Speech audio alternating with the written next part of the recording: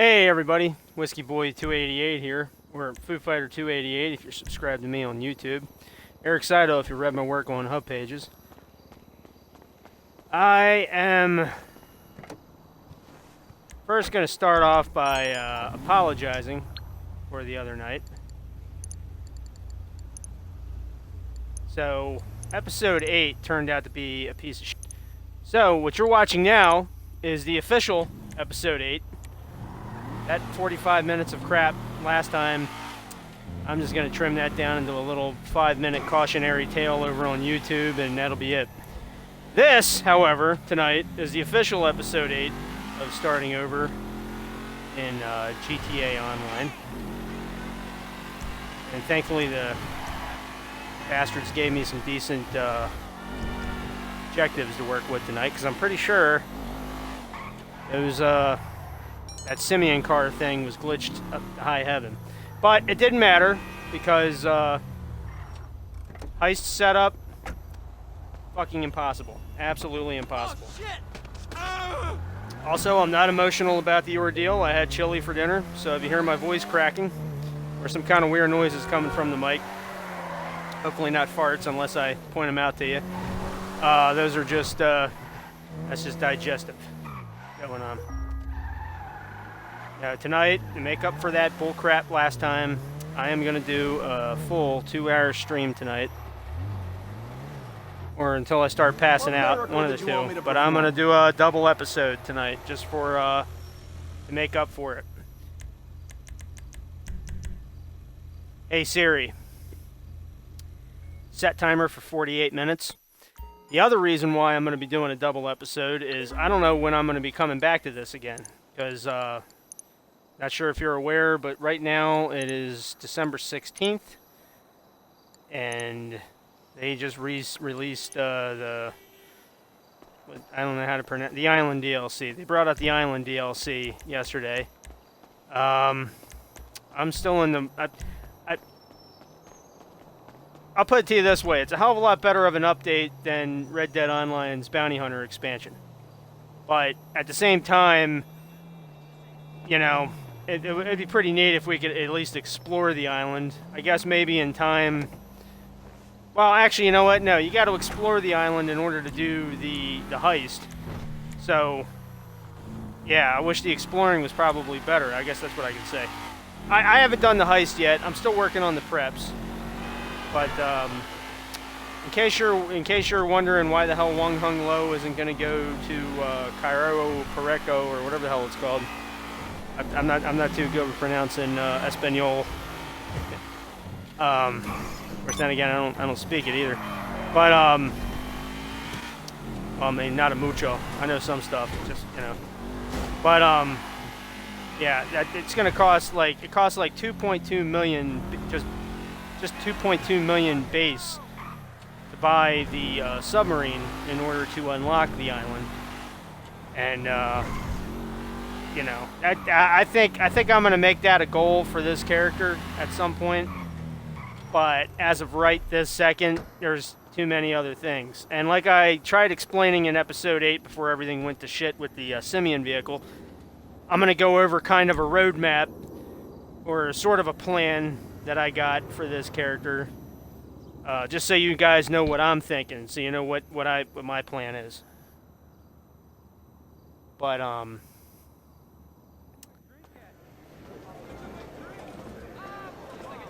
let me go take care of this objective. Order a drink from the bar. The party doesn't stop. Visit the roof deck. And if I had $1 for every time I've ordered a drink from the bar. I mean in real life, not. Taylor, stop it. It's so embarrassing. Just wait till you see the next dare card. Oh god, you are relentless. Should we see if we can order some wings? I can actually go for a dozen wings. Wings? After all that gas you had last night? I'd go for a dozen wings too if I wasn't full from chili. Just can you imagine my farts after wings and chili? I can almost smell that thought. I'm sorry I put it in your head.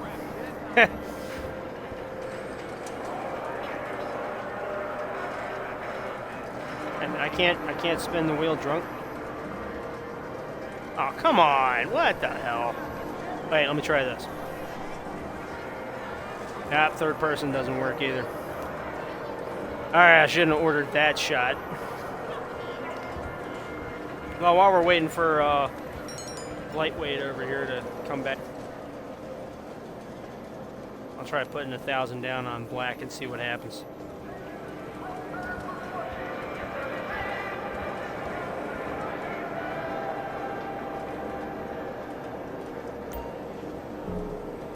You always bet on black, everybody. Always. Are you feeling okay? Either that or Richard Roundtree is going to owe me like 20,000 chips in this game. How about we put bets in?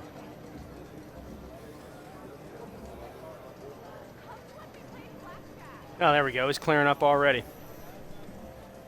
Nothing sobers you up like gambling.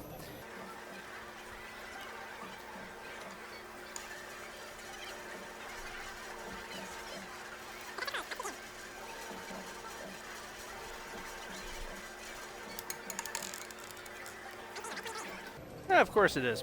Anyway, Shall we go for another? let me get up from the table before I pull my cell phone out, because that's something you don't ever want to do at a casino, is pull your cell phone out at the table.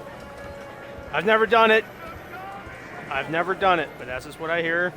I don't know what happens if you do, but they probably kick you out or something because they think you're cheating or some shit. I don't know. I'll have to ask my friend Josh.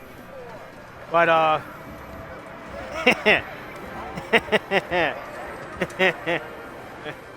inside joke. Anyway, yeah, after I get done spinning the lucky wheel here, I'll pull out the phone and I'll you know, go over the plan with you guys. Jesus.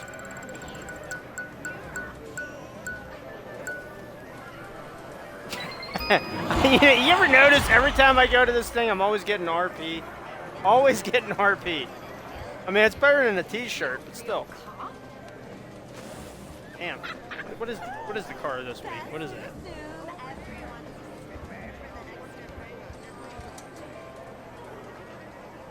I think that's the Ocelot maybe or something. I don't know.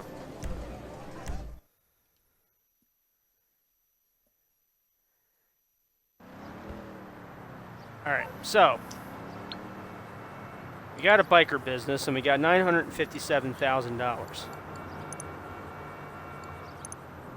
Now the plan here is we can either go and get a meth lab, which we can afford right now, or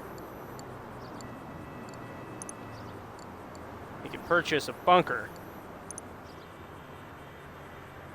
which is I guess that's wait, hold on, that's not the cheapest one. Yep, I think that's yeah, that was the cheapest one. Alright. Ideally, this is the one I got with my main character. I guess this would be a better one because it's like right there at Los Santos, but the problem is here, you know, you got this mountain in the way. What I always figured is I got the farmhouse bunker on my other character. Shit. God damn it. Hang on. I screwed up the presentation. Let me go back to the other PowerPoint slide. Yeah, anyway, so yeah, I suppose inch-wise this is the best one to have. And that's not bad for 1.6 million. But the farmhouse bunker costs a lot more, son of a bitch. But my justification for owning it is you got that straight shot right down the highway into Los Santos, so you can make that $1,050,000 from selling bunker supplies. So I mean, I guess, you know, one half dozen of the other. You know, technically this, I guess this would be the closest one, and you also have a highway you can straight shot down. So I guess I just have shitty real estate taste, or maybe I just like farmhouses. You know, think of it that way. I regret nothing about that purchase. But what I'm getting at for our character, for Wong Hung Lo, almost fucked up the name again. For Wong Hung Lo, we get a bunker. We're gonna have to get the Paleto Bay bunker because that's the cheapest one. So what I'm thinking is eventually at some point we are gonna get a bunker. But I might splurge a little. Try to raise 1.7 million and get the grapeseed one, just so we got some place in grapeseed, you know. Of course, then again, that's a retarded thing to do, since for 1.6 million. Okay, shut the fuck up, Eric. Everything I just said, screw all that. I'm gonna try to get that bunker right there. 1.6 million. That's what I'll save up for. Fun fact: that was the first bunker I ever had when my main character. Until I realized this canyon was a logistical nightmare, and then I decided to get the ultra regrettably expensive farmhouse bunker. I like the setting. It's not a regret. Fuck it. I don't care what you think. It's not a anyway. Yeah, so that's the goal. I'll try to save up for that. But in the meantime, it's definitely going to be cheaper getting biker. Oh yeah, that's our biker house there. It's definitely going to be cheaper getting meth, cocaine, all that stuff done. Plus, that's also a little more soloable. Soloable. I got a plan for that. We'll get to that in a minute. Now, as far as hangars go, hangars are actually a cool thing to have. There are only 2 locations in the game. You got LSIA, which is kind of basic bitch, you know, and then of course you got the military base. You definitely want a hangar at the military base, so you got carte blanche to go wherever you want. Well, not anywhere you want. The control tower is still a no-no, but you can pretty much go anywhere you want in the military base if you own one of these 3 hangars. Now, the thing about hangars is they're really good if you want to own personal aircraft. That's the main thing they're for. However, you can also make money from them. They're kind of a bitch to do because you can. I'll put it to you this way: you can stock them up solo. It'll take 50 missions. They're kind of repetitive, but you know, if you like to multitask like I do, it's not a big deal. The thing is, though, they don't pay out a lot for the work that's involved in collecting the cargo for us. So you're better off waiting for a double or triple money week. Christ, last time they had a triple hangar week was like 5 years ago. But mostly they have double money weeks for hangars. That's the time to really do the hangar stuff. Other than that, fuck hangars. Get them out of your mind. Now the next thing, facilities. For Wong Hung Lo, I don't intend to do any of the heists. Especially, well, the Doomsday heists are more doable, but I'm going to need a guest star or somebody to come and help me out with those. I know just the guy. But here's the thing. I've already kind of did that YouTube-wise. I did a series called 2 Idiots Do the Doomsday Heist with my friend Nitro, a.k.a. Matt Finley. Go on my channel, check it out. We put a lot of work into it. Please watch it. It's also helpful, I hope, because it kind of coincides with that article I wrote over on Hubpages on how to beat the Doomsday Heists. So I've already covered Doomsday Heist to death. I'm not doing Doomsday Heist with this character. So let's just erase hangars and facilities off the list. Now nightclubs, on the other hand,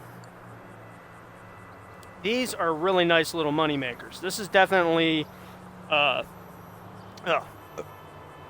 shit, pardon the voice break. That was another burp coming out.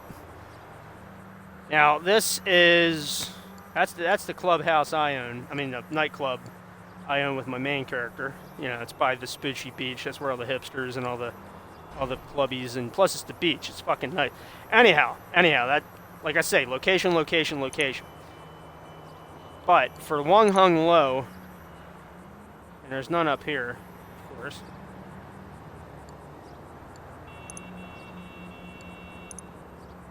All of these are in the city.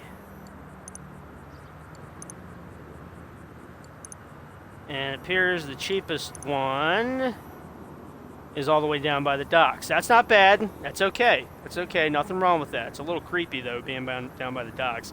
I mean, this is Los Angeles. This isn't, San Francisco. I don't know why you'd want to go to the docks for a nightclub, but that's okay. Whatever. At least it's cheap. Look, it's $1,080,000. So, if anything, we might want to get this before we get a bunker, since, it's like $600,000 cheaper. However, we're getting biker stuff first, so let's not get ahead of ourselves just yet. Speaking of getting ahead of ourselves, doesn't look like arcades are on here for some reason. I can't remember why. I guess I'm not high enough ranked with this character. I'm not sure what that's about. But anyway, same thing with the facilities. Yeah, I'm going to need a second person to do the, casino heist. So let's just, but the thing is, having an arcade is actually a good thing to have. It's not bad. It actually generates money depending on what, you know, how many arcade machines you have on the floor. I've been jabbering on for so long, I forgot what the hell the other objective is. Oh, okay, headshot with the... What? Oh, okay. So yeah, I'm sorry I'm clamoring on for so long here, people, but that's you know, I kind of wanted to go over that, in case you're wondering what the hell my plan is.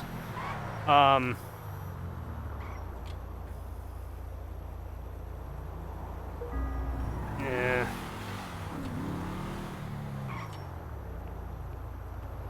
You know, I gotta stop profiling and just shoot somebody, for God's sake. Get the objective over with. It's just a fucking video game, Eric, for Christ's sake. Alright, now, the next objective is to do a bike race. And since I have a captive audience, I'll go ahead and do one of my races. Yeah, this is a bike race. What the hell? Actually, it's one of the first bike races I ever made. And it's kind of a quickie. But, yeah, the arcades, they're good for generating money, like passive money, just like the nightclubs do. So that's cool. But mainly, the main reason to have an arcade is so that you can do the Diamond Casino heist. So that'll, you know, I'll probably do that. Maybe if I get my friend Quick Sheep or Nitro involved in that, maybe we'll do a little side thing with Wong Hung Lo where we do that. I don't know. Now, what other properties am I missing? Oh, and then of course the submarine. That'll come later.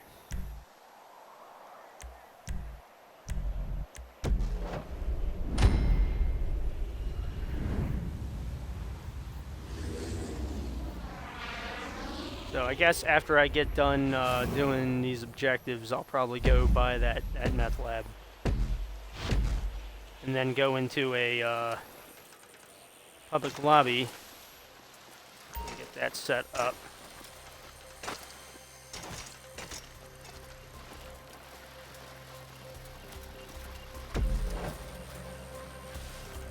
Actually, come to think of it, this might have been like the second ever race I ever made. You know, as soon as I found out there was going to be a content creator, you know, my imagination kind of took off, and then I was like, it's limited. Well, it was limited at the time. You got more options now, but at the time, you can only do so much with it. And I always thought, hey, what's more fun than going down the side of Mount Chiliad? I used to love doing this shit in the original San Andreas.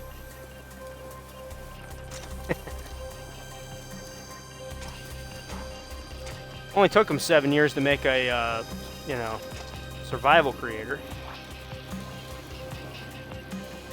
And like usual, you know, I kept my expectations too high for it. It's a pretty neat creator, but you're also kind of limited with what you can do with it.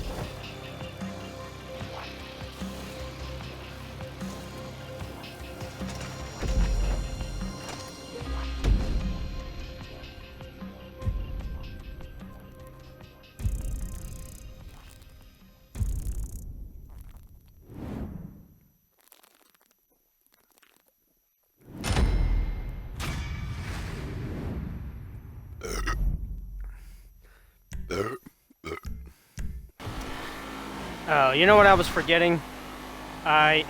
You noticed I talked about like all the other possible businesses and moneymakers in GTA Online, but I didn't even mention any of the CEO related shit.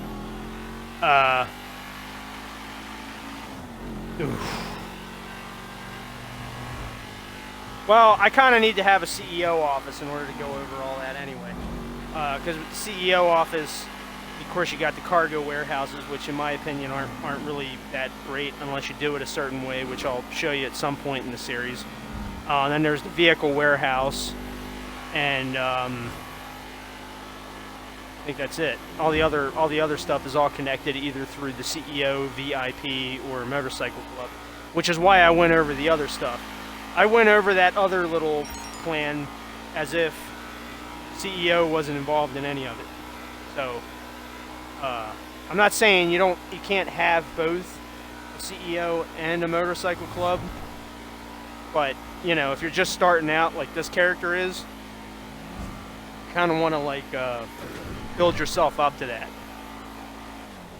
But the other plan, of course, is to buy a CEO office at some point. Because the cheapest one of that's only $1 million. Damn it! I apologize for the burps, everybody. It's gonna go away eventually. It'll.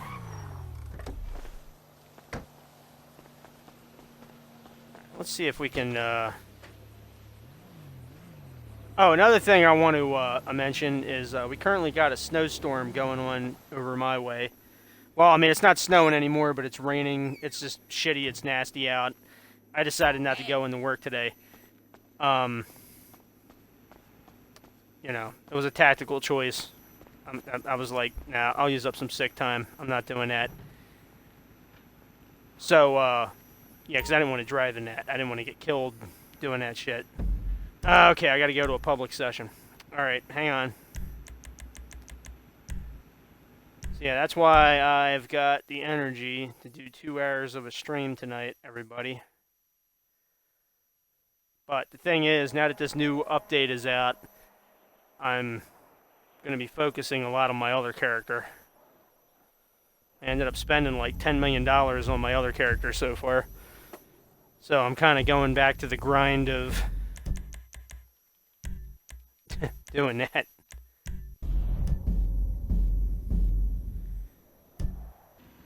Alright, here we go.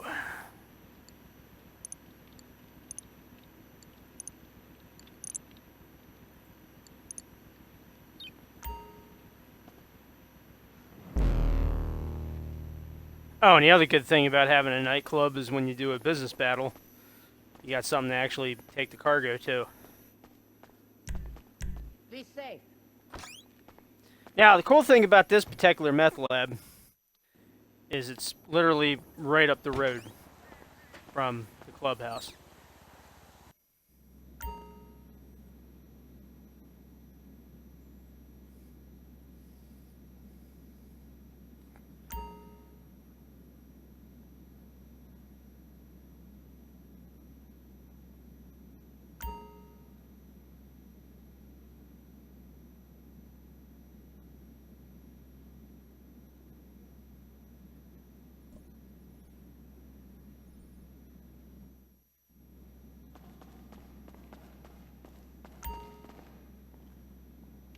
Alright, so the grind begins.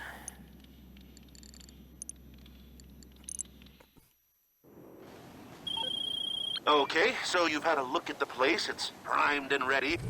Just get these supplies and we'll start production.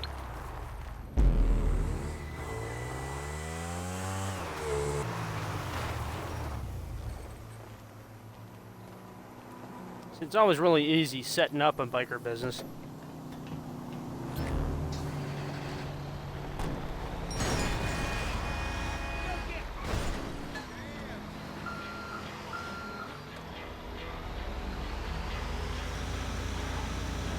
Sometimes it's a van, this time it's a whole damn truck.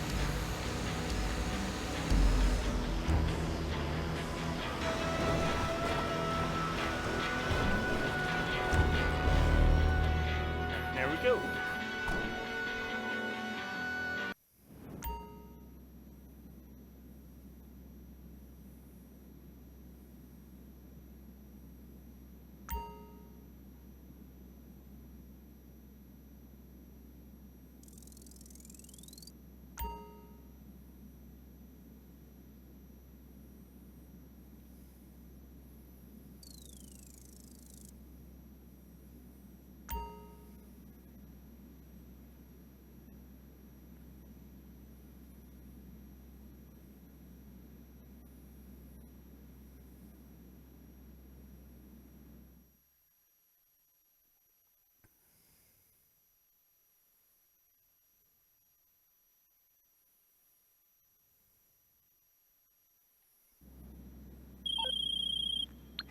supplies are in and production is a go.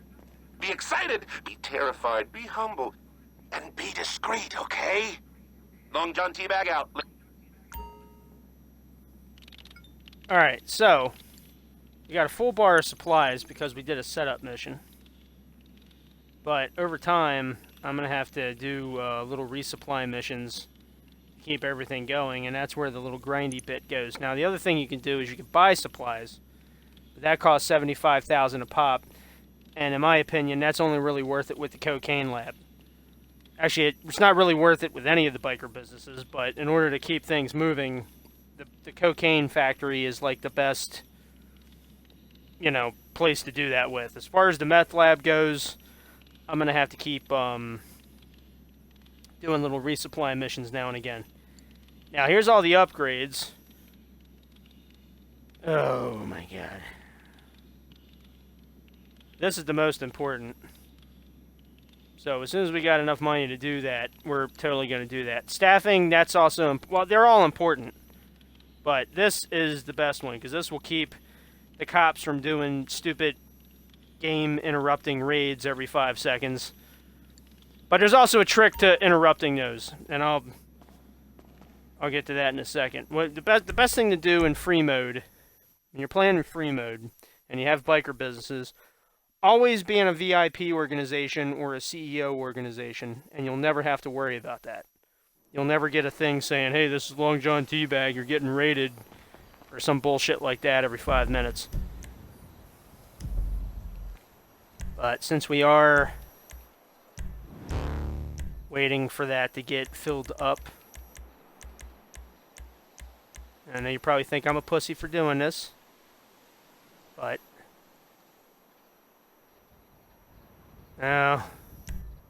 yeah, what the hell, I'm doing that. Anyway, what we're going to be doing now, the focus now for the rest of the, or at least until I get it done, is we're going to continue going after those collectible cards. Now, the last one I was at... What the hell is Great Ship Hero? I think it was this one. This was the last one we were on.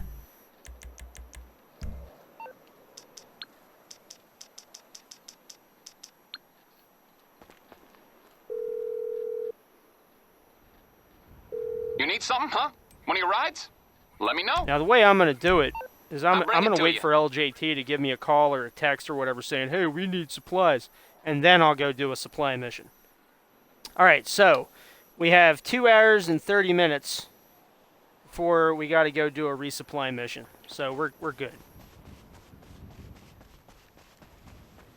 This stream will be long over before I'll probably get up to that in the next episode. Or I might do one during one of the mini episodes or something. The thing is, the resupply missions, they're going to get so repetitive after a while. You're probably going to be glad that I do it during a mini episode. Just take my word for it that I'm doing it during one of those, and I'll just make it a footnote in whatever video I post. Also, for those of you who are watching this on Twitch, keep in mind that originally the plan was to put those mini episodes on Twitch as well as YouTube, but I'm not an affiliate. I think for a while I was able to upload videos to Twitch. That was something else going. That was like a year ago, so I don't know what the policies are now. But if you want to check out the little bits and bobs that happen in between the main episodes of starting over in GTA Online, then check out Foo Fighter 288. I got a link below the video. It'll take you right to my YouTube channel, Sup, amigo? where I got all of those. There it is.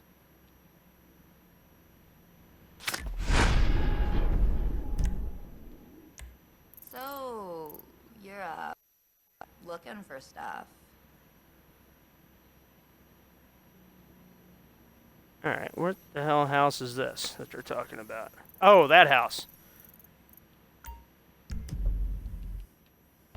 Yeah, that's the house where that one mission Forget the name of the mission.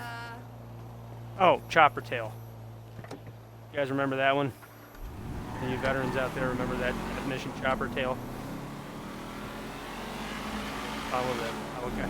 It was glitched for a long time. Rockstar removed it for a couple of updates, and then they brought it back at some point. Anyway, you follow a helicopter with a little dune buggy, and you shoot a bunch of cops, steal the meth, and then run away. That was back in the days, back before we had VIPs and CEOs and all. That was all missions. Still waiting on that mission creator. Wish the hell they would release a mission creator. I would love that.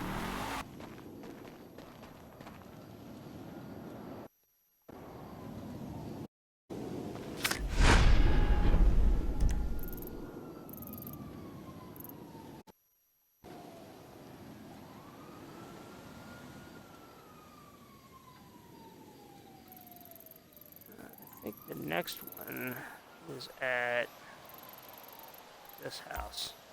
This is the one with the angry Mexican guy that always wants to fight you. I don't know what the hell that's about. See it, fucking oppressor flew right over me. If I wasn't in passive mode, I'd be dead right now. So just keep that in mind. If you're low level, if you're just starting off, don't be afraid to go into passive mode. There's nothing wrong with it. Just trying to enjoy the game. Try to go at your own pace. And some jagoff comes by in a Hydra and tries to blow you up or something. You don't need all that stress. You don't need that. Screw that.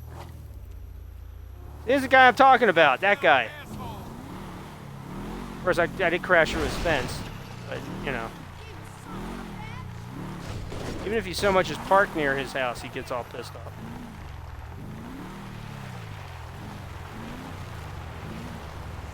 What the fuck? I thought for sure this was the house. Oh, it's across the street. Alright, I was right area, wrong end of the road. Alright. Well, it's gotta be one of these two.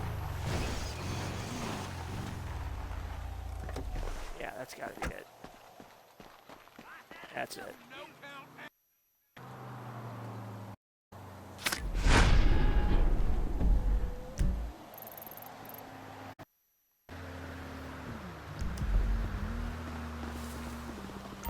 Oh, you don't want to fuck with Wong Hung Lo and his kung fu. Oh, that's right, I'm in passive. Can't go.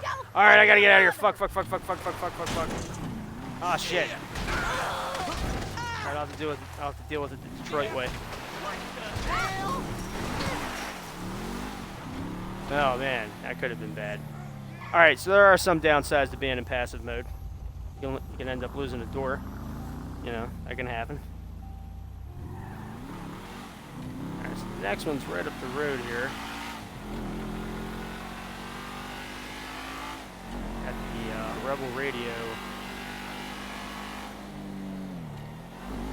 The only thing that kind of sucks is that it's good for keeping you from getting killed by griefers, but at the same time, it'd be nice if we were able to kill the, you know, enemies in the game. You know, it's good for PvP, terrible for PvE.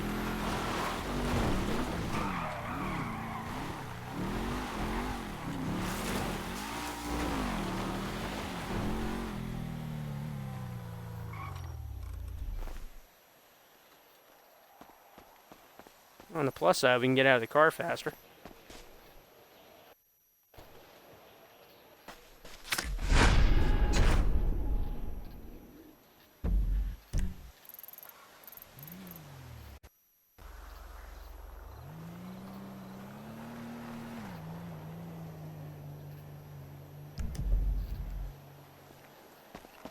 Also, if you're getting little hiccups in the stream, if you're getting little hiccups in the stream, that's besides the snow issues going on outside.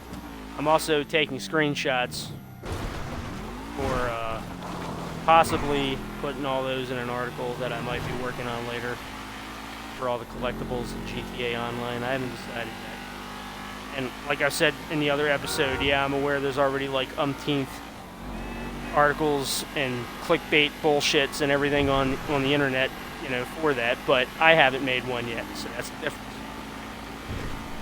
I'm stubborn like that. You know, it's like the old saying in the Marines, you know, it's like, this is my rifle, there's many like it, but this one's mine.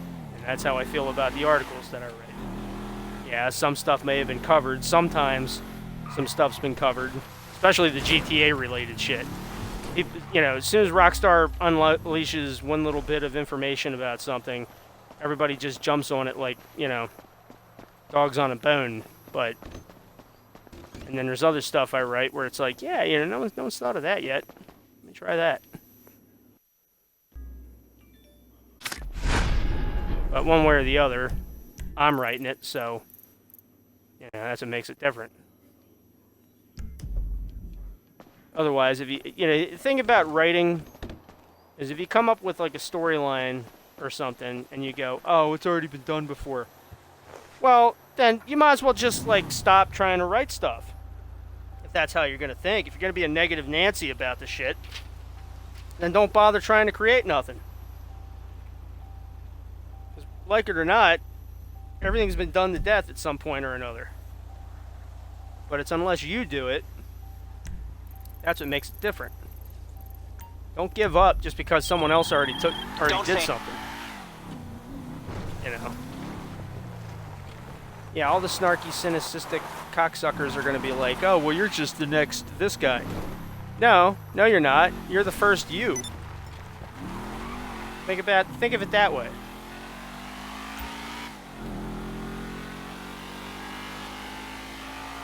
And also, you shouldn't be listening to those neckbeard assholes anyway.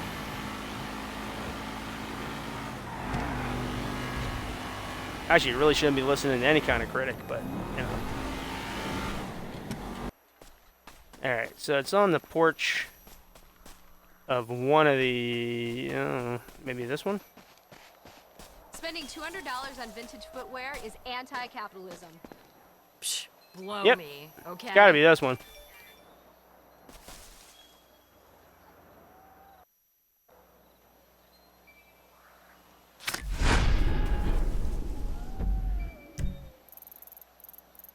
We're getting like over 1,000 for each of these now. Pretty nice. Not too bad. Ooh, there's a free roam event about to start up. Alright, let's get out of passive mode.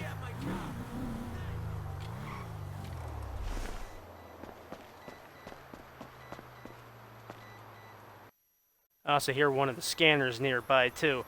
Just to give you a heads up, once we get done collecting all of these player cards, the scanners are definitely the next thing we're going to be going after.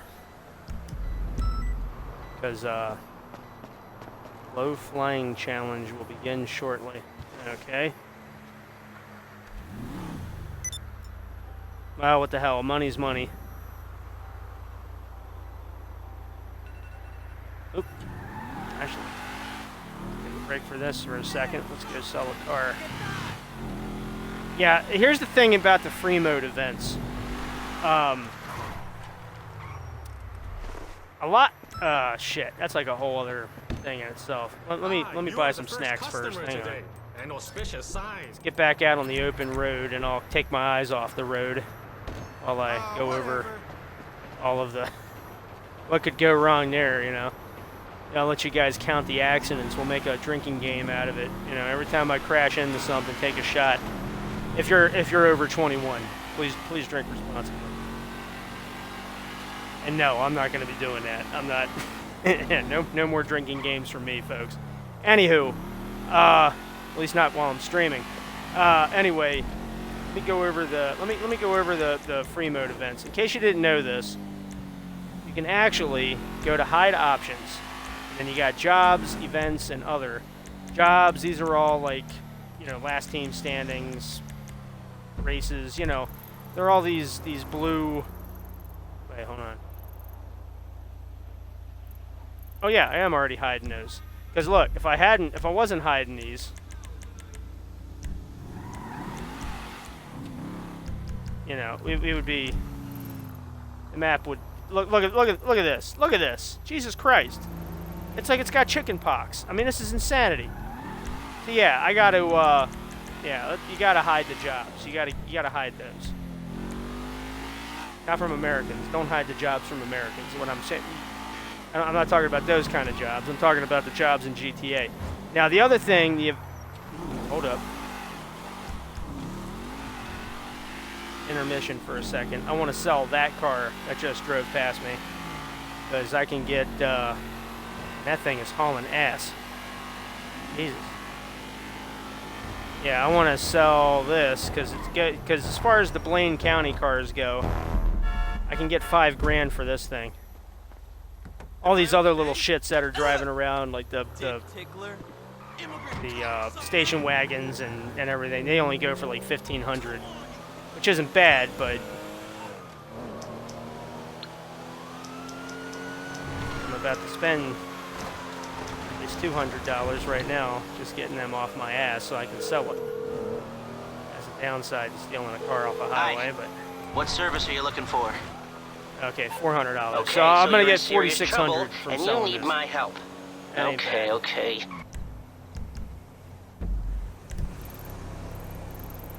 Alright, so there's a helicopter right over there. I'd rather have a plane, but the helicopter will work.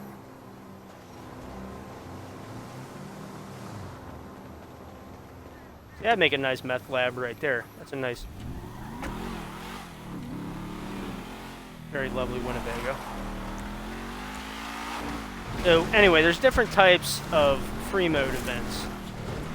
There's ones that pay off really good money, and then there's these challenge things that pop up where it's like get the most headshots or stuff like that. And in the hide options thing, the way this works, you got to stay within the purple. I seem to be the only person playing it right now, so this might be easy money. I don't know.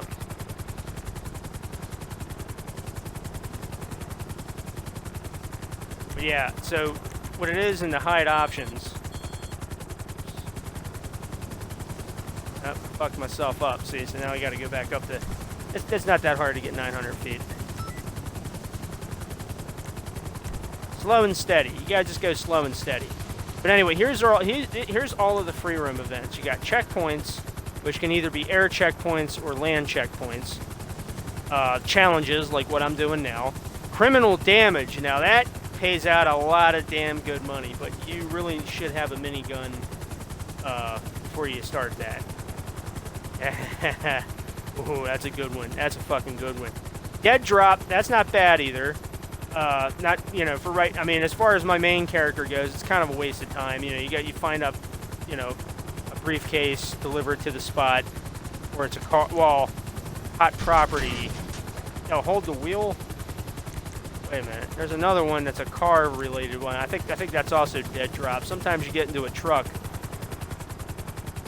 and you got to drive that to a location. Then you got hold the wheel. Hold the wheel and hot property, those are kind of, you know, Hunt the beast. What you do there is you basically just play as a beast and you try to get from location to location. 9 times out of 10, I've played the beast a couple times. I got a strategy for how to do it, but it's been literally years since I've ever played that game mode. It's kind of fun though, but you got to have a really fast car for it. Pretty much what you want to do, what my strategy is you go to the one landmark, and then you drive to the farthest one away, and then you just keep zigzagging back and forth, and so by the time you get to the end of it, you're, you know, pretty much good. Plus you got like extra health and shit. Kill list, that's kind of like a little mini survival mode sort of thing. You just blow up a certain amount of, you know, usually it's competitive. It's very rare that they have the, actually I think they got rid of the competitive kill list. I'm not sure. But that's basically, kill list is like you get into a tank or a buzzard or whatever and you blow up enemies for a certain amount of time.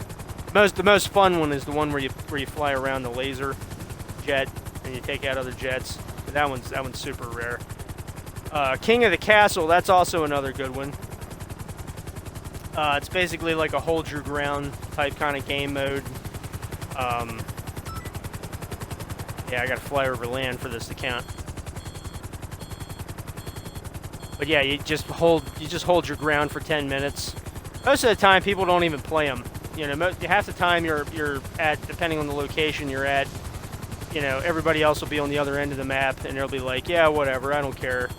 Or they'll have it hidden, like they'll have it, you hide it, or you show it, you know. But that makes a decent amount of money. Moving target, I forget. Oh, moving target. Okay, that's the one I was thinking of.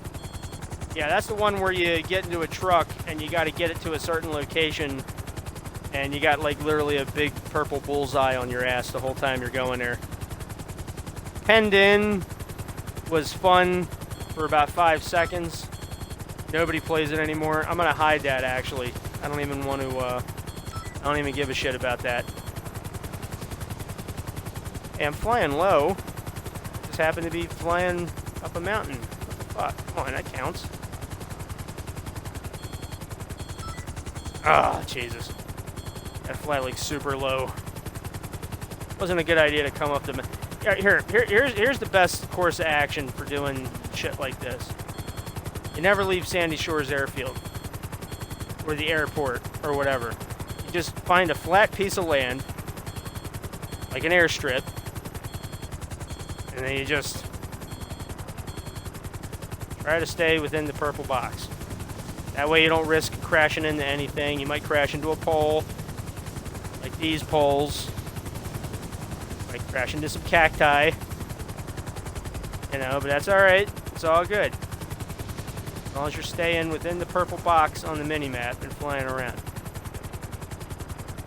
But yeah, penned in. Basically that game mode is, it's kind of like a race. Everybody just drives in a big purple circle, and as they go around, the fucking circle gets smaller, and people try to kick each other out of it. And yeah, last one in the circle. They kind of turned that into an adversary mode. I think they turned that into sumo or something. So sumo is actually a lot more fun than what that shit is, but at least it went to somewhere. Now, business battles, they're technically not, well, yeah, they're technically free roam events. But like I said before, and like you've probably seen in that one mini-sode, it's a lot better to have a nightclub because they're glitched as fuck otherwise. Now, that's just stores, barbershops, ammunitions, you know. If you don't want to see other people's businesses, you can just, you know, hide everything. These are also all the playlists, like the open wheel series and missions, and basically all the stuff that I've got cluttered on my mini map, because I consider it important information. You know, I might want to go do some of the simian missions. I don't know. I might do that at some point. Maybe I will. Maybe I won't. I don't know. Can't promise you.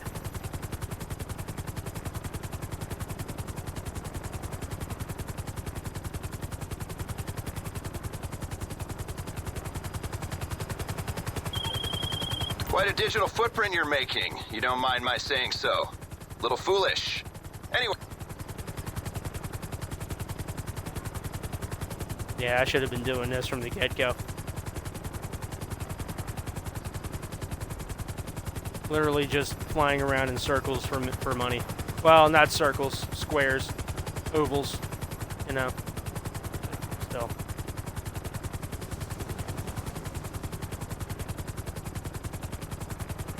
Now, you're probably thinking, why are you being such a tryhard? Why are you... You're going to win. Why are you still trying to gain points? Well, it's a good thing you mentioned that. I'm not trying to beat down on anybody, but what happens is the higher the score you get, the more money you get at the end of the event. So it ain't about like trying to get the first place and just going, oh, well, fuck it. You know, no one else is going to beat that. That's not the mentality to have when you're doing a free roam event, because the higher the score you get, the more cash you get at the end of it. Now, how much you get, I can't tell you that. There's a whole bunch of mathematics involved, percentages and all that shit. Matter of fact, I've never gotten first place in this many feet with a free roam challenge, so I don't know how. Okay, so that cost, so we got 10 grand. So essentially, that was $1,000 a minute. And the first 3 minutes, I dicked around trying to find a car to sell. So that's not bad. Not great, but it's not bad, you know. I mean, at least it's something. But really, the reason I did it was so I could try and make a point to you guys that the challenges, they're not really worth, you know, they're not really worth doing.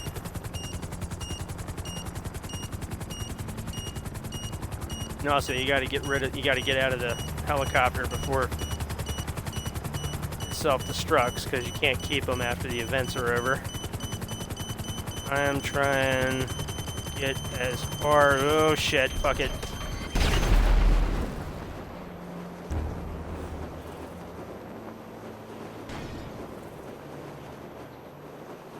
Trying to get to the location of the next card, because which is in the Sandy Shores firehouse. All right, so the next one's in here.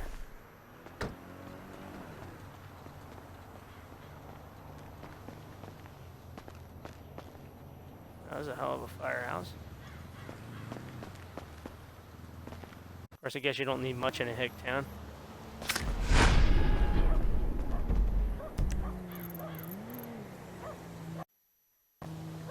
Okay, only 14 more to go. Oh, shit. In case I haven't told you before, I got two different control schemes for depending on what viewpoint. Sprinting is right bumper for my third person, and pressing in on the left stick is my sprint for first person. Yeah, I can't tell you how many controllers I've gone through because I had it the other way around in third person. But,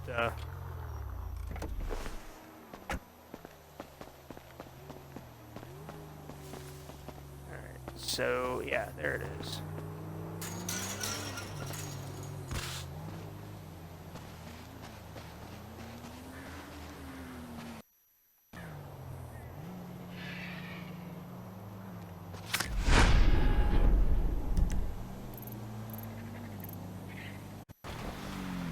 All right.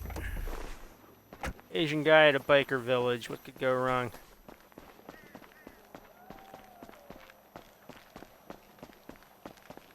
Don't mind me, fellas. You guys just keep fucking your old ladies or whatever it is you're doing. I'm just looking for a card. Oh, I think that might be the speaker. Yep, there it is.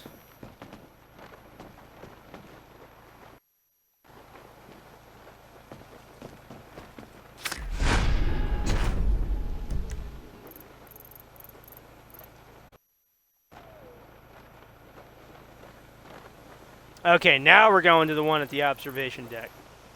I don't know if you remember from, like, what was it, episode 2, episode 1? I don't know, I can't remember. But we were going after that, trying to find the, golden revolver. This is lost turf. Go back to your hood. Yeah, this is racist, man. I'm not from the hood. I'm from Vietnam. Wong Hung Lo. I make a backstory for all my characters, man. This is how I do it. Thing is, though, hanging out with bikers is kind of tricky. Hang on. Story time coming up, folks. I never hung out with any motorcyclists. As a matter of fact, I don't even drive a motorcycle. You know, I would like to someday, but not. You know, not, well, then again, no, with my center of balance, I'd probably end up fucking dying. So then again, I guess that's not a bad idea to learn how to drive. So yeah, maybe someday I'll get on a motorcycle. But but you know, what I'm getting at here is one time when I used to drink at this little place called Long John's Pub, which by the way they've turned into 29th Street Tavern. Damn, that's out of the view. Yeah, they turned it into this place called 29th Street Tavern, which actually has good food. You know, but the what I used to, but it's too cleaned up now. It's not like what the other place used to be. That's why I used to go to it, because it was an adventure going to Long John's pub. One of which is this one time I went in there, and there was these 3 bikers, decent dudes, but weren't the regulars, you know. And one guy, I don't know, I guess he was one of those dudes where you get a couple drinks in him and he just turns into a chatty Cathy, or what the hell is, I don't know. But the other guy was pretty much asleep at the bar. And then the third guy, the older guy, he was watching, what the hell was it? He was watching The Walking Dead. It was one of the seasons back when it used to be good. I think it was like season 6, season 5. I don't know, before we all gave up on it. Before even Andrew Lincoln was like, okay, fuck this, I'm out. I don't know, maybe he returned, I'm not sure. I stopped watching it after the fucking tiger ate that one guy at the end of the season, so I don't know. I really could care less what the hell's going on with The Walking Dead. But anyway, The Walking Dead was on TV that night, and what the hell was it? It was some scene where Norman Reedus was ripping out some zombie's guts or something, you know, like usual shit. And the guy was watching it the whole time, and he was just like completely enamored. He couldn't believe what he was looking at. You know, I guess he grew up in the time of Bonanza or something. Then again, I've watched it a few times, and you know, a few times I've thought like, oh shit, how the fuck did AMC get away with that? You know, so it's a thing. It's you know, Game of Thrones, same deal. I'm like, how the hell did they get away with some of the shit they got away with? That's just, you know.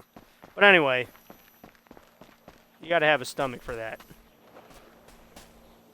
But but the thing is, it wasn't a fight. There wasn't anything broke out or nothing. It was just awkward the whole time. Because the guy was just constantly talking about music. I mean, look, don't get me wrong. I love music too. You know, I'm not in a band or anything. If you're in a band, that's great. Good for you. But this guy wasn't talking about like actual band-related type shit. Well, actually, he kind of was. But he wasn't talking like he was in a band. He was talking about like, oh yeah, hear that bass drop? Man, that bass drop's amazing. The way I'm like, what the fuck are... I wanted to ask him. Like, what the fuck are you on? What are you smoking? Can we talk about something else? Better yet, can you leave me alone to my fucking whiskey so I could just kind of just lament in peace, for fuck's sake?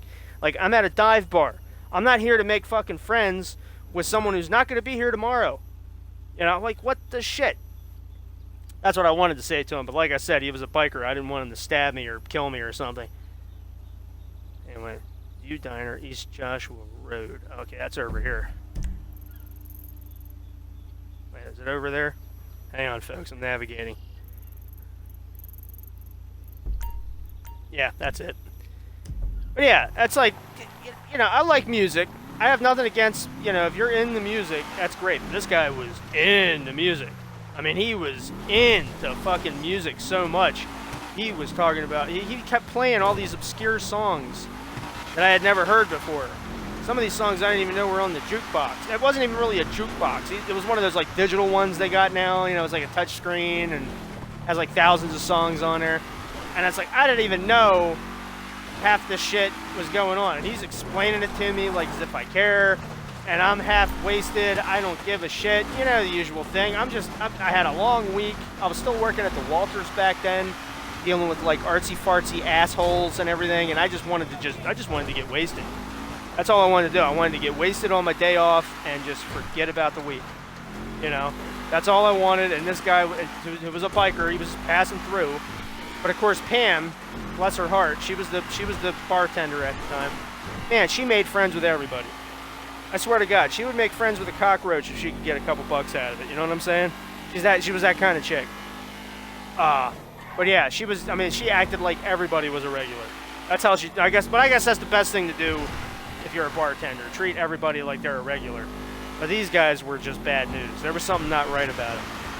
Luckily, the way they got out at the end of the night was the one friend, he was hella wasted. I don't know what he was on. I think he probably snorted, smoked, injected, whatever the shit the music lover did, and it just had a different effect on him. Because he, you know, come to think of it, they may have been on shrooms for all I know. I don't know. Maybe mild shrooms or something, but the guy was fucking wasted. And they ended up, were like, oh, okay, I guess we better take him home or, you know, get him out of here or something. And I never saw him again after that. So I'm like, let's just...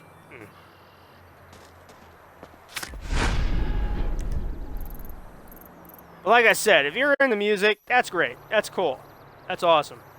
I like classic rock just as much as the next guy. But I don't listen to it after eating 7, snorting 7, smoking whatever, injecting whatever the fuck this guy did, and go on about it in great detail with every little hit of the drum and every little bass drop. I'm like, God, you know, I'm not that into fucking music. This guy was all the way in, you know? Like, God damn. And you know, another thing about me, folks, I'm not antisocial or nothing. You know, I'm really not. It's just that there's, you know, it's one of those, you got to read the room kind of situations, you know.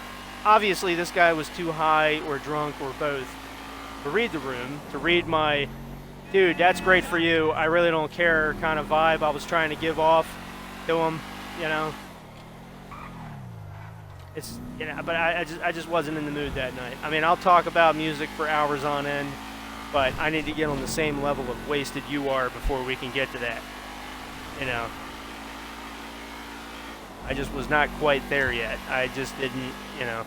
What I used to do, here's what I used to order when I would go to Long John's every week, specifically on Sundays, because I used to work Thursday, Friday, and Saturday. I know you're probably thinking, oh, well, that's great, Eric. Why were you always bitching about the Walters if you only work 3 days a week? It's because the clientele that was there.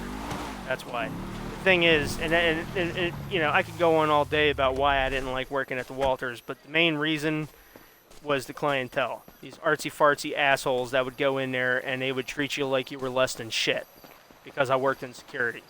That was the problem. You know, they would... You know, I was basically a janitor. That was the problem. You know, fuck those people. Fuck the artsy crowd. And you know what? I actually feel a little bit better about all of it with coronavirus, because guess what? They had to shut the fucker down. So, you know what? Now, you can't see me right now, but I'm giving the one-up, you know, symbol. Screw the Walters Art Museum. Screw everybody. Screw Chris Kunkel, Lois Anita Mayo, Alec Voss, all of them. Fuck them.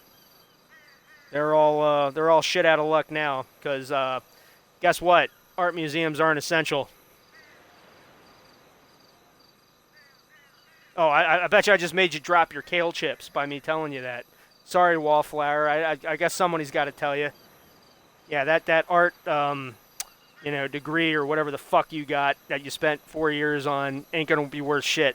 But then again, the 4 years that I spent with business communications already, you know, it's just now starting to pay off, now that I'm in my early 30s.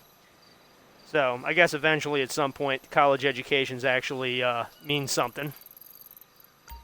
But art, anything, yeah, fuck that. Unless you know how to draw or paint.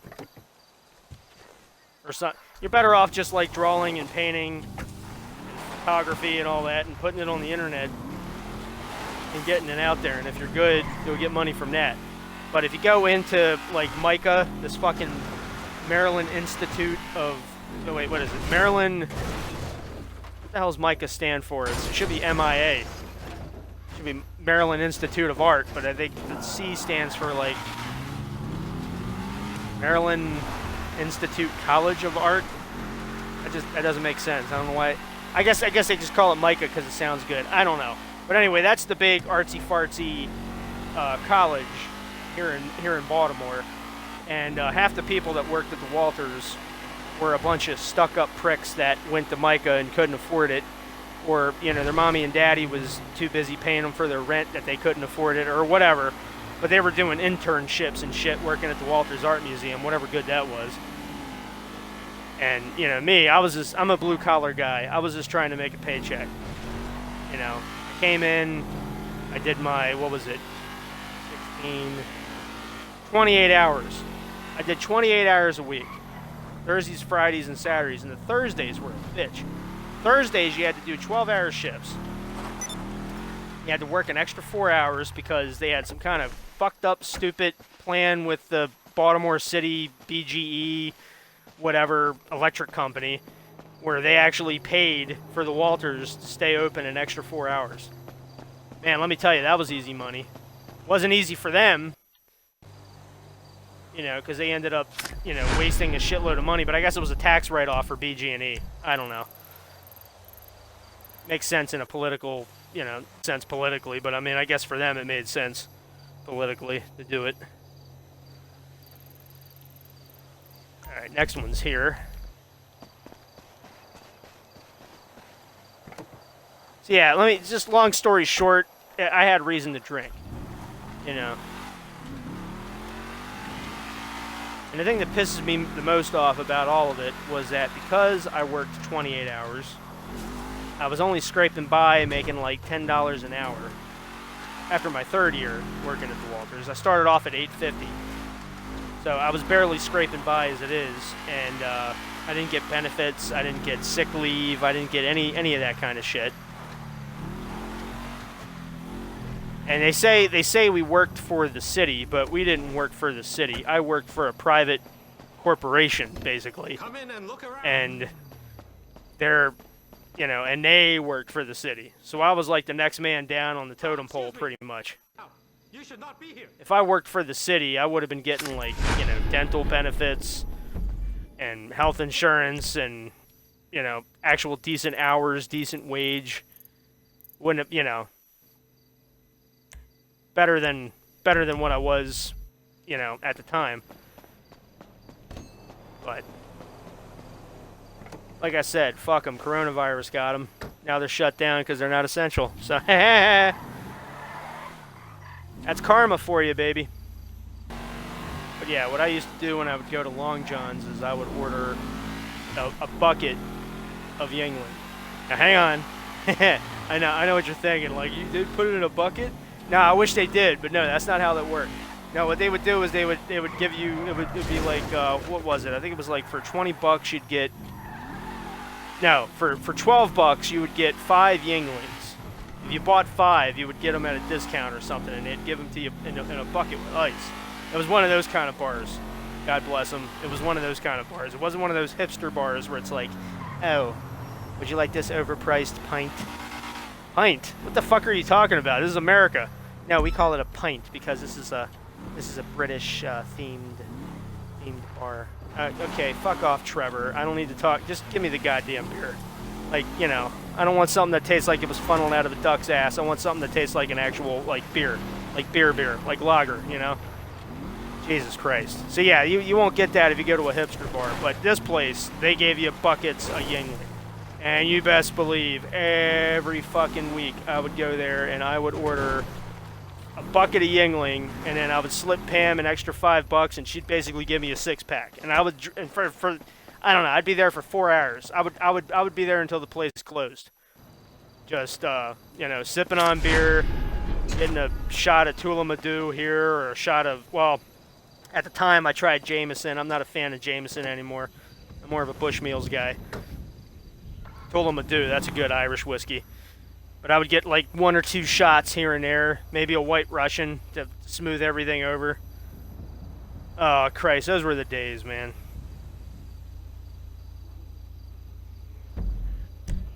I don't mean just going to bars general, because I know bars are kind of, you know, not a thing right now, obviously. But at the time, this particular bar was...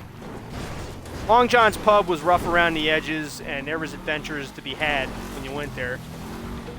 But some of them were actually really good adventures, but I can't talk about those on Twitch. But there was you met all kinds of different people. You know, you meet all kinds of different people at bars like that. You go to some hipster place, you're gonna meet some fucking guy who thinks he's hot shit, and it's an arrogant piece of shit or something, and you know, you try to have a conversation with them, and they'll be like, hold on, let me fact check that, and they pull out their phone or some shit. You know, that's hipsters take all the fun out of going to bars to drink. And that was a problem at Long John's, too. That was the thing that was crazy about Long John's Pub, was it was kind of a dive bar, but at the same time, you'd get these artsy-fartsy dudes that, you know, looked like they crawled out of a, you know, what the hell's that guy's name? Edward Sharp. Edward Sharp. There we go. I was about to say Edward Zwick, who's actually a really good filmmaker. No, I didn't want to talk shit about that guy. No, these Edward Sharp looking motherfuckers would come into the place, smelling like a 2-week-old wet hamper. Just it was. I don't know why I did that. Fuck. I hit the. Well, yeah. There we go. Yeah. That's what I used to do. That was the symbol I used to do. Like, oh yeah, really? Oh, that's great. Yeah, okay. Give me another drink. Oh, really? You painted another picture? Oh, yeah, hey, well, yeah. Except it was more sarcastic than that, but...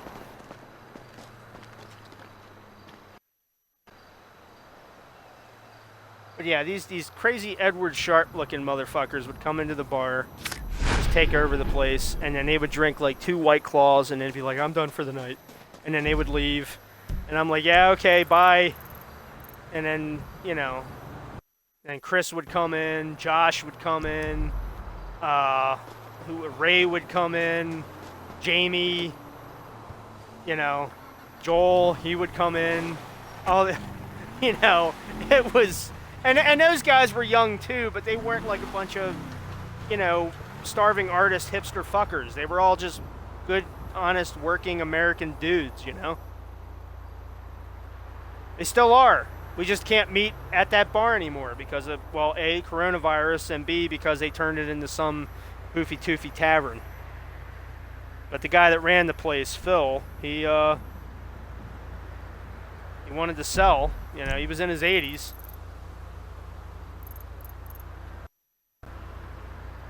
So, you know, he sold and went to Florida. Someplace. That guy, he was a piece of work in himself, you know. Phil, the thing with Phil is, I know there's such a thing as a midlife crisis and all that, but this guy was going through a late life crisis. He was like 81. He didn't look it. He was like he was a badass looking fucker. He almost kind of looked like David Bowie, sort of. But if David Bowie had gotten more tattoos and let himself go a little bit, you know. But he was a badass motherfucker. But he was outside of his prime, if you get what I mean. You know? He was just not, but he thought he was. He thought he was still full of piss and vinegar, but... Actually, hold on, let me stop for a second. Gameplay related.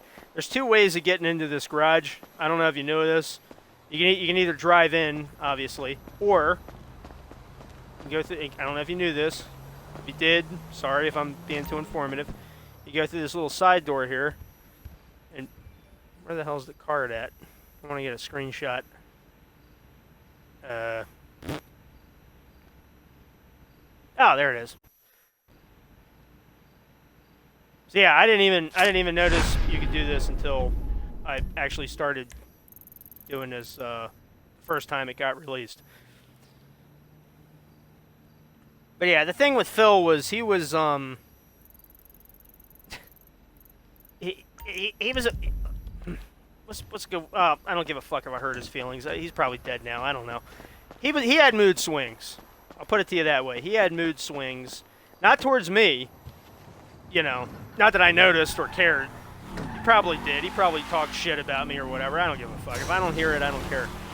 That's the way I look. Yeah, that's another good piece of advice I want to give you. If you don't think about all the shit that people are probably talking about you. Don't think about all that. Because it's like the old saying, you know, if a tree falls in the forest, does it make a sound? You know, it's kind of like that. So don't let that kind of shit get you down. Don't even think about those fuckers. They're not worth it.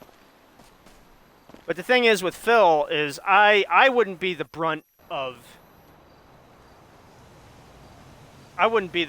his rage or anything, but I would see that shit, and I would hear the stories of it. And it turns out he was a shouter. But, of course, you know, he was one of those guys, you put like 2 beers and a shot of whiskey in him, and he's just, oh, buddy. He's like your best friend.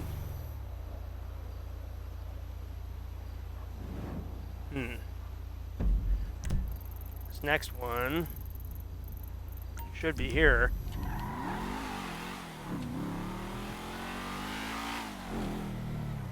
Remember the first time I met Phil, he was looking at he was giving me this look like, I don't know if he wanted to fuck me or fight me. You know, you ever get that look from something? You get that lazy eyes.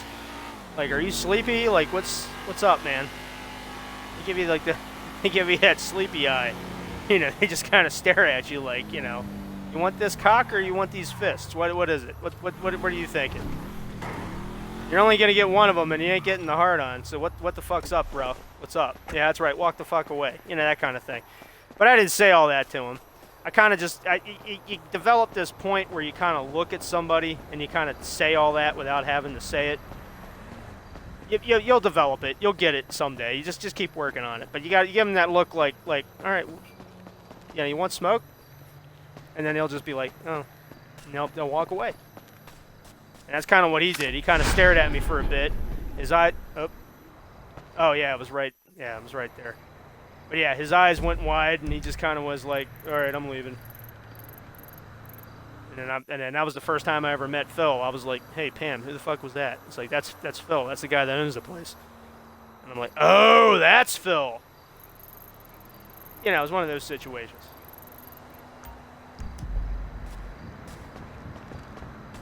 But with Phil, you know, she just kind of just didn't fuck with that. She just left it alone. And was like, we all kind of left Phil alone. We didn't know whether he was going to blow up one day or come in laughing, or he was, I guess you could say he was bipolar. I guess bipolar, probably what, I'm not going to say that was his condition. I'm just going to say that was his excuse for his dickery. But still, I mean, compared to some of the people I dealt with at the Walters, yeah, you know, not that big of a douche. All right. That's it, everybody. That's all of them. Holy shit. I'm going to go back to an invite-only session. Not because I'm a pussy, but because what we're going to do is we're going to start going after all the scanners. The reason for that is because I want to add that to that casino heist article that I'm working on. And I've been putting it off too long. Figure now's as good a time as any to do it, or at least start on it.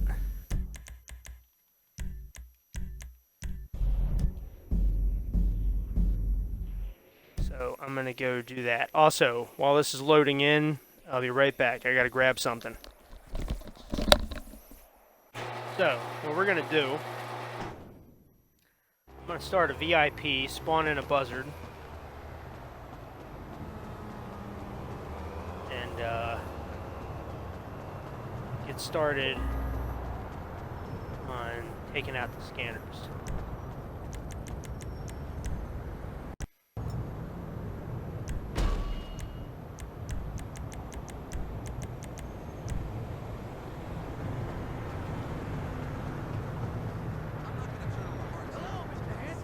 Hey, the name is something. What the hell?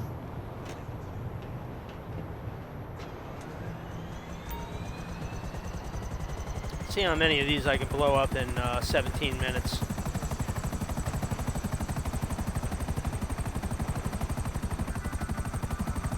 And the thing that's cool about these is that when you have the missiles equipped, you can lock on to them. That's a really good reason to have a buzzard. Yeah, there's one right up there.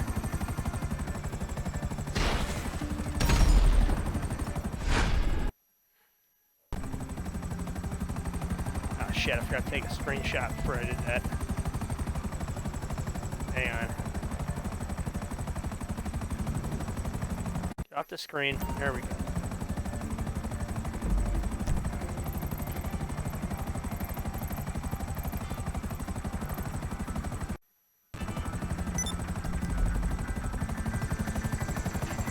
Alright, I'm gonna be completely serial with you.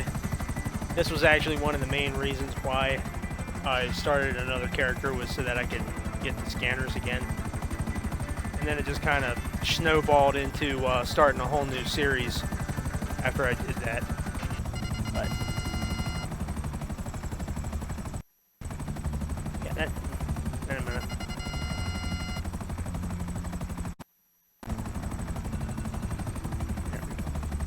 Oh, it's time to sell a car.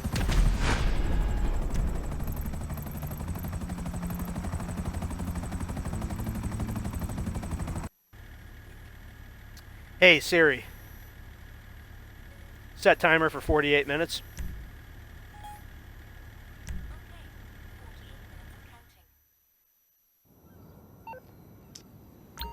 Don't get me wrong, I'm not going to be doing the stream for another 48 minutes, but the thing is, when you sell a car with one character, it'll carry over to another. So you got to set your timer one way or the other. Actually, I might not even switch over to my other character after this. I might just go to bed. I don't know yet. One thing's for sure, we're making great time with these scanners.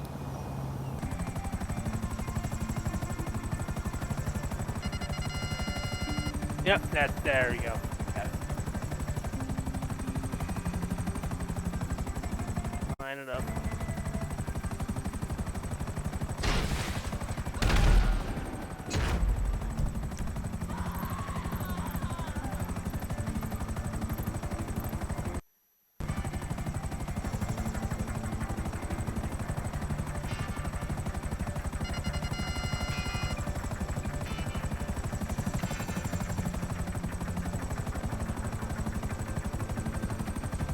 I could easily just blow up all these in like a strafing run, but I'm trying to get the screenshots, and that's why it's...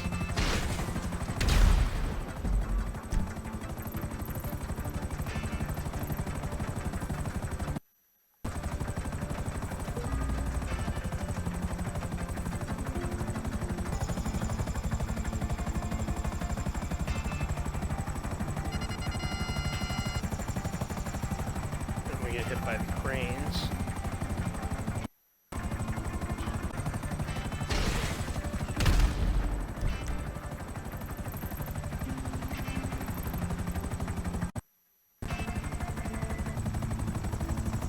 Which I was at like a minute ago.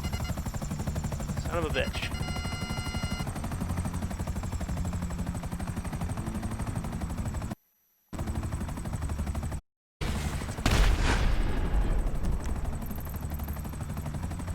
The whole point to blowing up these signal jammers is when you blow up all 50 of them, you unlock Avi Schwartzman as your hacker, and he's like the best hacker for the casino heist.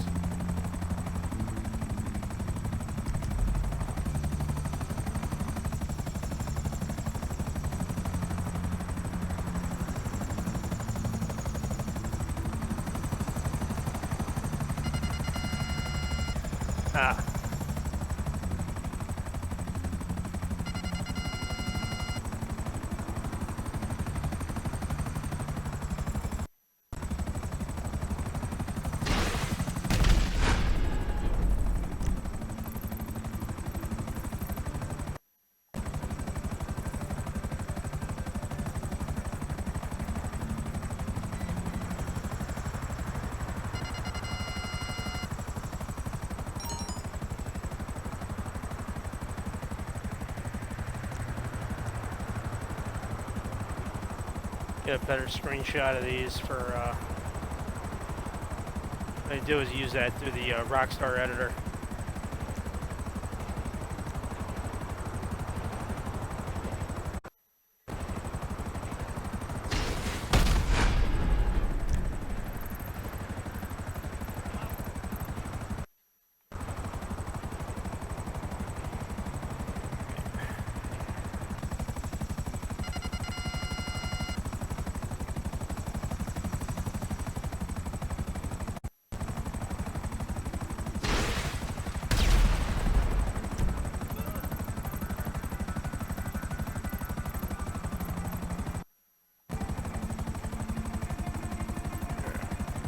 Care of that. And we got time for one more, so that way we'll have an even 10 of these that we took care of.